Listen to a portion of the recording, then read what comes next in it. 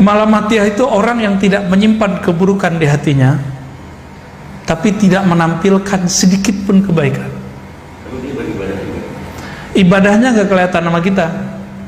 Maka orang sholat dia nggak kelihatan sholat, nunjukin nggak kelihatan sholat. Orang kayak gini itu semakin Allah memandang kolbunya, semakin dia ingin menunjukkan keanehan depan orang, biar nggak ketahuan kalau dia ini dekat kepada Allah. Jadi mereka ini bersembunyi dalam terang.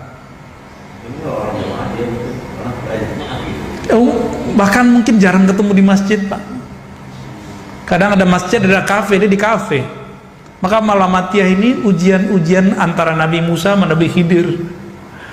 Nabi Musa, Nabi Khidir, saya mau tanya, bunuh orang benar apa salah? Bunuh orang salah. Nabi Khidir tahu Nabi Musa ini ujiannya ujian hukum syariat. Nabi Musa kalau melihat ada orang melanggar syariat itu langsung darahnya naik, karena beliau simbol nahi mungkar. Nabi Musa itu bukan karena pengen disebut ahli nahi mungkar, tapi karena beliau emang seorang Rasulullah, emang haknya. Ujiannya siapa? Apa pantangan Nabi Musa dibuat sama beliau? Bapak ini suka jamaah, nanti akan diuji oleh Allah. Tetangga nggak sholat jamaah, hatinya bilang apa? Munafik nih, gitu. Munafik nih nggak sholat ke masjid. Hati-hati, Pak. Itu ujian kita semua tuh.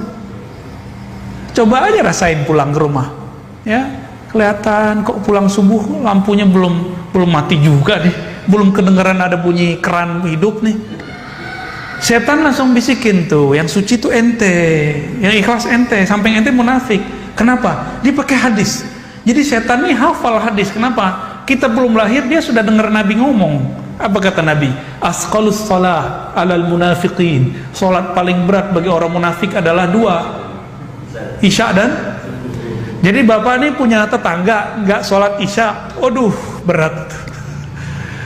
Nanti setannya masuk, Pak.